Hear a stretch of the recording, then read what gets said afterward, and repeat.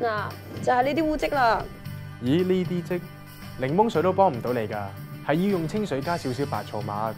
最好每次洗完衫先用布抹乾膠邊，再打開洗衣機門吹一陣，等啲濕氣散咗之後先閂門，咁就會好啲㗎啦。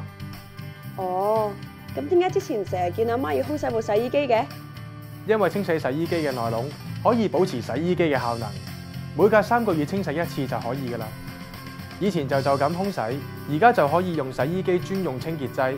你每次洗完衫之後，有冇清理埋個塵格㗎？咁煩，梗係冇啦。